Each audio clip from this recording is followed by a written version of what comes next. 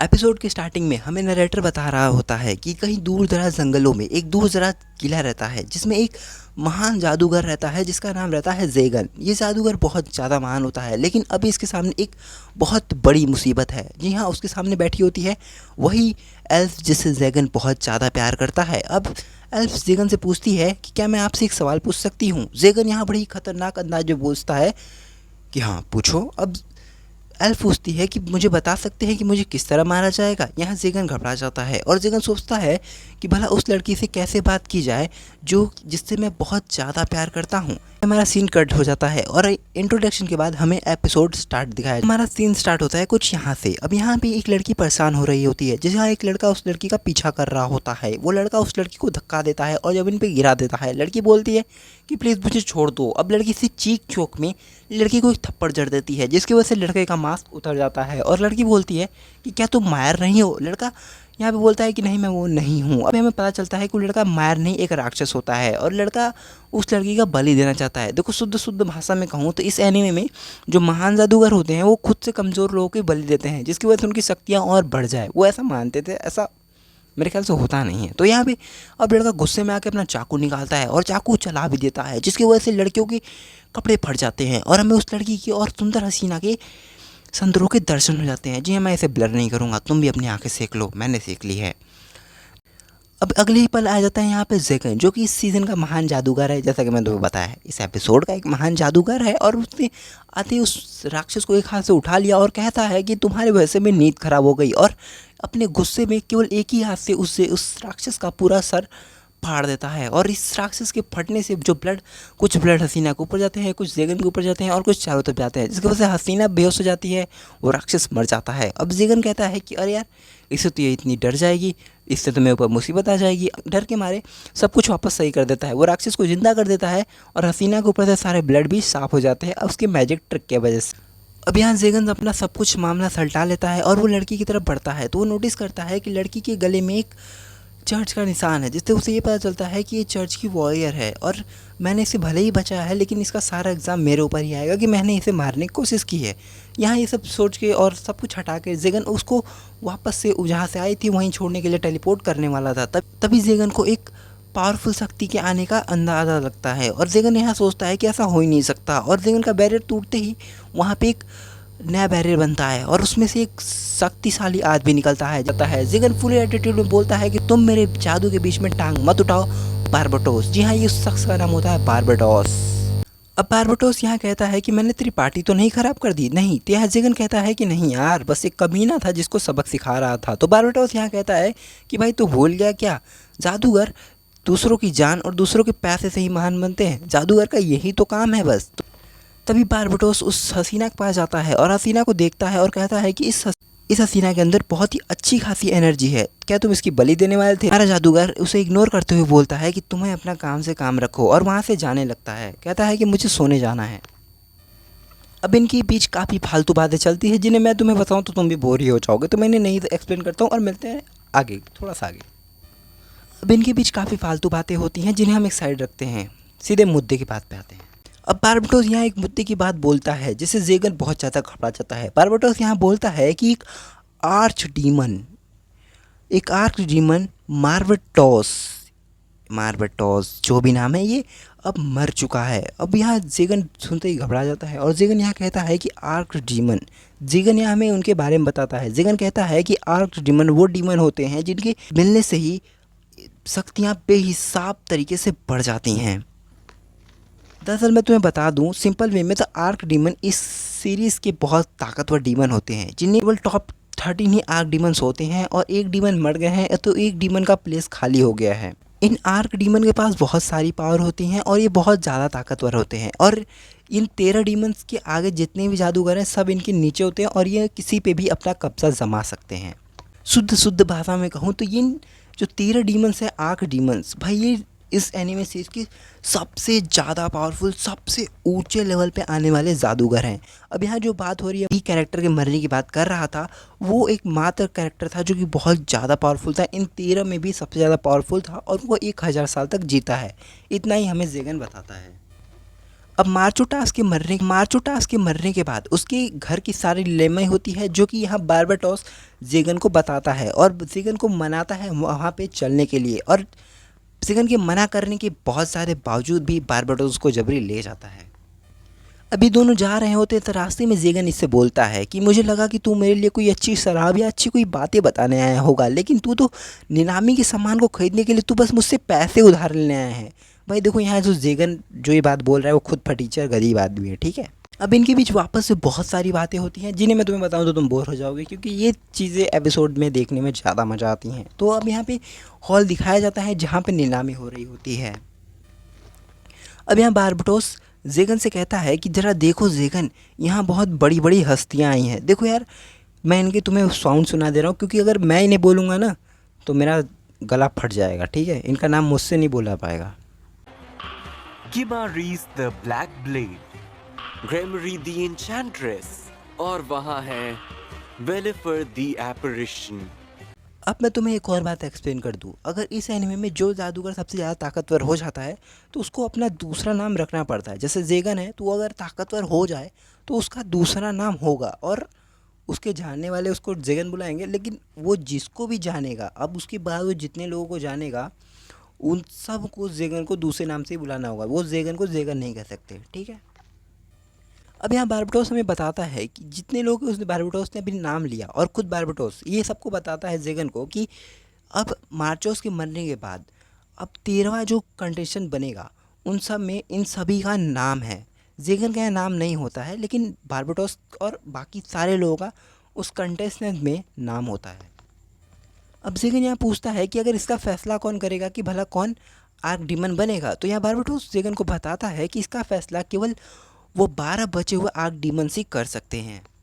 अब यहाँ सुंदर हसीना अपने पार्टनर से पूछती है कि क्या वो सामने बैठा सोतोड़ सा लड़का कौन है, तुम जानते हो? तो वो शेर जैसा चेहरा दिखने वाला शख्स कहता है कि उसका नाम बार्बाटोस द बुर्गी है। अब क्या नाम है मुझे नहीं पता, शायद उसका नाम बार्बाटोस द पुर्गेटोरी है। और हाँ, अब हसीना वापस पूछती है कि उसके बगल में गुस्सेल में बैठा हुआ लड़का जेगन ही है ना? तो वो सुअर कहता है कि हाँ वो जेगन ही है। अब यहाँ पे हमें एक बात पता चलती है कि अभी लड़की अपने मुंह से बोलती है कि पता नहीं कैसे उसका नाम भी नॉमिनीज के नाम में आया है। मतलब हमें यहाँ पता चलता है कि जेगन का नाम भी टॉप 13 कैंडिडेट के लिस्ट में आया है। यहाँ जेगन को नहीं पता होता, ना ही बार्बाटोस को पता होता है। अब नीलामी स्टार्ट होती है, तो यहाँ पे एक शख्स उस नीलामी में एक एल्फ को जाहिर करता है। इस एल्फ को देखते ही अपना जाकिर, अपना महान जादूगर, इस एल्फ के पीछे पागल हो जाता है और इस एल्फ को घूरता ही रहता है। अब यहाँ जेगन बिना किसी फालतू वेस्ट और समय की सीधे अपनी पूरी की पूरी संपत्ति इस लड़की को खरीदने में लगा देता है, और बेचने वाला भी बड़े ताव से इसको बेच भी देता है। शुद्ध भाषा में बोलूँ तो यहाँ जेगन ने अपनी पूरी संपत्ति में 10 लाख सोने के सिक्के, मतलब कुछ उसके और कुछ कर्जे लेके भर दिए होते हैं। पागल है क्या मेरे भाई? माना वो एल्फ है, पर ऐसे पैसे लुटाना। अब यहाँ जेगन उस एल्फ की बहुत तारीफ करता है, कितनी सुंदर है ये, कितनी प्यारी है वो, कितनी ये, कितनी वो, क्या, कैसे, ये वो। अब जेगन यहाँ एक और बात सोचता है कि क्या मैं उसे खरीद के इस तरह से उसकी मदद कर रहा हूँ, क्या मैं उसके साथ अच्छा कर रहा हूँ? लेकिन जेगन यहाँ वापस इन सब बात को भूल के कहता है कि मैं उसकी बस मदद करना चाहता हूँ, मैं उसको आज़ाद करना चाहता हूँ। बार्बाटोस यहाँ बोलता है कि भाई तू आखिर उसके साथ करना क्या चाहता है, भाई तू ऐसा आदमी था, मैं तो बिल्कुल सोचा ही नहीं था। लेकिन जेगन यहाँ कुछ बोलता नहीं, और बार्बाटोस की तरफ देखते हुए एक बड़ी ही क्रीपी सी स्माइल देते हुए ए की आवाज़ निकालता है। सच में यार बहुत फनी था।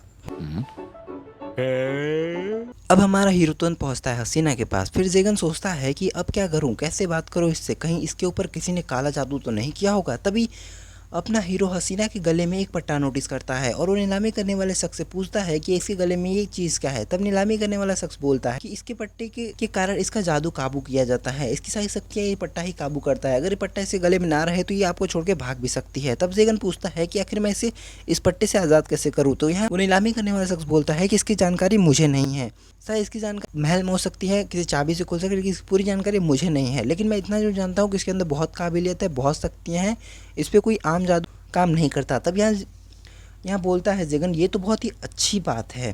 अब जेगन यहाँ अपनी अंदाज में, जो उसका डेली अंदाज जो हमने देखा है उसके अंदाज में बोलता है, तब मुझे इसके क्यूट से आवाज़ से मुझे अपना नाम बुलवाना है। मैं इससे अपना नाम बुलवाना चाहता हूँ। ये सुनकर सभी चौंक जाते हैं। फिर वो सोचता है कि कहीं मैंने कुछ गलत तो नहीं बोल दिया। तब बैकग्राउंड में नरेटर बोलता है कि मैंने पहले सुना था, आज देख भी लिया कि पहला प्यार अंधा होता है, क्योंकि कुछ देर पहले यही बोल रहा था कि लड़कियां आने से खुशियां कम और मुसीबतें बढ़ जाती हैं। अगले सीन में हमें महल को दिखाया जाता है। हमारा हीरो यहाँ हसीना के सामने बैठा होता है। ये वही सीन होता है जो हमें शुरू में दिखाया जाता है। यहाँ हमारे हीरो को कुछ समझ नहीं आ रहा था कि भला उस लड़की से बात कैसे करे, उसे क्या जवाब दे, कैसे रिस्पॉन्स करे, क्या करे, और अपने मन में इसी तरह के बेतुके से सवाल सोचने लगता है। तभी हसीना ही बोल पड़ती है कि मेरे मालिक, आप बुरा न माने तो क्या मैं एक आपसे सवाल पूछ सकती हूँ। यहाँ अपना हीरो यानी कि अपना जेगन बड़े ही गुस्से में और बड़ा ही एटीट्यूड में बोलता है कि हाँ पूछो। अभी ये जेगन ये बोलते ही खुद पे जेगन पछताते लगता है कि क्या यार, मैं इसे प्यार से भी तो बोल सकता था। अब हसीना यहाँ बोलती है कि मुझे पूछना था कि आप मुझे किस तरह से मारने वाले हैं। जेगन ये सुनते ही घबरा जाता है और कहता है कि भला मैं तुम्हें क्यों मारूंगा, ऐसा तुमसे किसने कह दिया, मैं तो बस इतना चाहता हूँ कि तुम जिंदा रहो। अब हसीना यहाँ वापस से बोलती है कि मुझे तब मौत से भी बदतर सज़ा मिलेगी और वापस कभी रिहाई नहीं मिलेगी। ऐसा वह जेगन के महल में रखे सामानों को देखकर कहती है। लेकिन सच तो ये है कि वो सामान जेगन का नहीं था। वो उस महल में पुराने जादूगर जिसका वो महल था पहले, जेगन से पहले जो जादूगर था उसका वो महल था, वो सारा सामान उसका था। जेगन ने उसे अपने आलस के मारे कभी साफ़ ही नहीं किया। अब वापस से जेगन बोलता है कि ऐसा कुछ नहीं है। तुम्हारी जानकारी के लिए मैं तुम्हें बता दूं कि मैं एक महान जादूगर हूं और मैं कभी किसी की जान नहीं लेता और मैं कभी किसी को परेशान नहीं करता। और फिर ये बोलते ही जेगन हसीना को घूरने लगता है। अब जेगन बहुत ज़्यादा घबराने लगता है। और कुछ देर बाद अब जेगन को घबराते देख वो हसीना बोलती है कि मुझे माफ़ कर दीजिए मालिक, मेरा नाम नफीला है और आप चाहें तो मुझे प्यार से नफ़ी बुला सकते हैं। अब यहाँ जेगन अपने एक अकड़ू अंदाज में वापस से पूछता है कि एक बात बताओ नफ़ी, क्या सभी अल्प परिवारों में ख़ानदान का नाम नहीं जोड़ा जाता?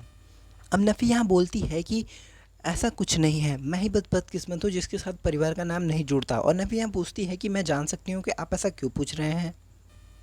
अब यहाँ जेगन वापस से घबराने लगता है, लेकिन नफ़ी यहाँ बहुत ही अजीब हरकत करती है। मैं इसे ब्लर करूँगा, मैं इसे तुम्हें नहीं देखने दूंगा, ठीक है? देखना है तो एनीमे देखो, हल्का सा ब्लर करूँगा, ठीक है?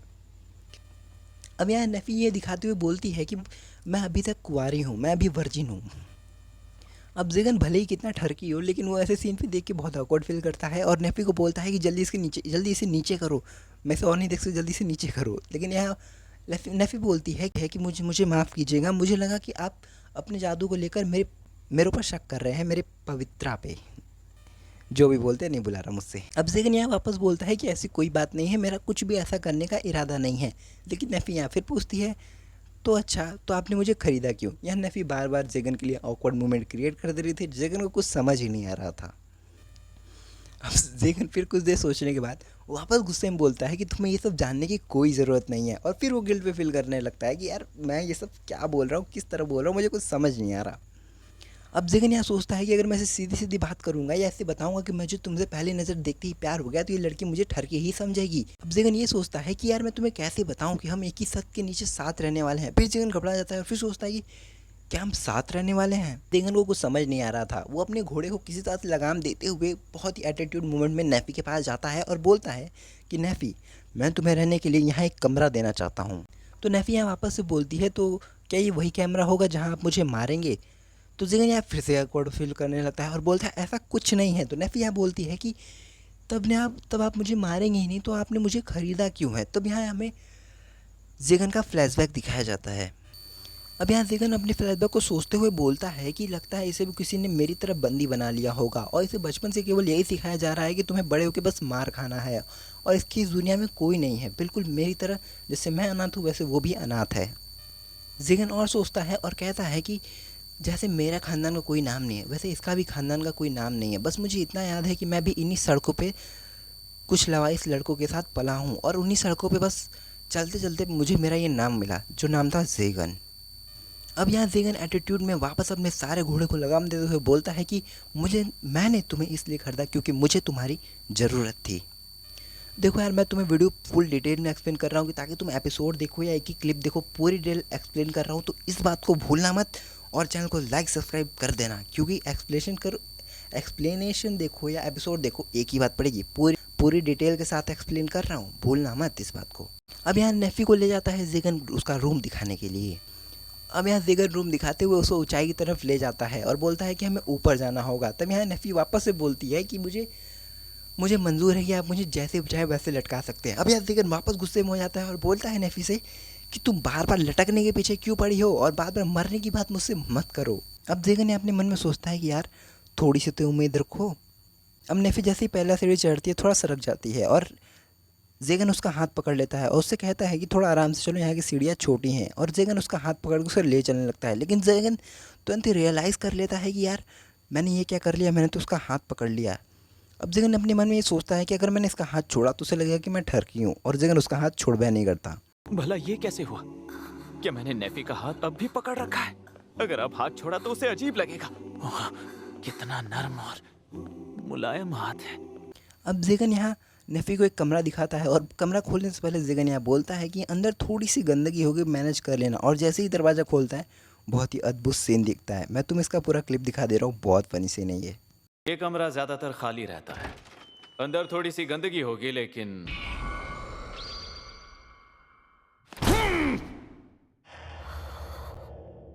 आप चाहे तो मेरा भी सिर कलम कर सकते हैं। नेफ़ी यहाँ बहुत ज़्यादा डर जाती है और कहती है आप चाहें तो मेरा सर कलम कर सकते हैं। बहुत फनी सीन है ये। अब ज़ेगन यहाँ फिर चौंकते हुए कहता है अरे फिर से मरने की बात, मेरे सामने बार बार ये बात मत करो। अब यहाँ ज़ेगन बोलता है, अपनी बात को पलटते हुए बोलता है कि ये तो केवल हवाई दुश्मनों से बचाने के लिए है। लेकिन ज़ेगन फिर अपने मन में सोचता है कि ये तो बात मेरे खुद के गले से कभी नहीं उतरी। अब ज़ेगन यहाँ बड़े अंदाज में बोलता है कि लेकिन तुम्हारे लिए ये कमरा खाली किया जा सकता है, और अपनी एक चुटकी बजाता है और कमरे के अंदर एक धमाका करता है जिससे पूरा कमरा साफ़ हो जाता है। अब यहाँ ज़ेगन के जादू से कमरा साफ़ हो जाता है, लेकिन साथ में दरवाज़ा भी टूट जाता है। नेफ़ी यहाँ डर जाती है और कहती है कि मैंने कभी इतना खतरनाक जादू नहीं देखा मालिक। तो यहाँ ज़ेगन वापस सोचता है कि इतने छोटे से भी जादू से मोहतरमा डर सकती हैं, आखिर क्या होगा। बार्बाटोस जैसे चूतिए जादूगर से सलाह लेने का नतीजा यही हो सकता है ना। छोटे से धमाके से भी मोहतरमा डर सकती हैं। बाबाटोस जैसे गधे से सलाह लेने का अंजाम और क्या ही हो सकता है। यहाँ नेफ़ी से कहता है कि देखा जाए तो ये कमरा अब भी रहने लायक नहीं है। नेफ़ी यहाँ बोलती है कि सच में आपको क्या ऐसा लगता है, और इतना ही बोलते वो चांद के पास चली जाती है और दोनों ही मिलके चांद देखने लगते हैं। इनके बाद से कुछ बात होती है जो कि फालतू बातें हैं। तो यहीं पे एपिसोड ख़त्म हो जाता है। इस बात का मैं तुम्हें थोड़ा सा क्लिप डाल दे रहा हूँ, ठीक है, तुमने देख के एंजॉय करना। और हाँ, वीडियो में बहुत मेहनत लगी एडिट करने में, 3 दिन का समय और 6 पन्ने पेजेस लगे हैं। तो यार प्लीज़ सब्सक्राइब कर देना और सपोर्ट करना। मिलता है नेक्स्ट वीडियो में, तब तक के लिए बाय।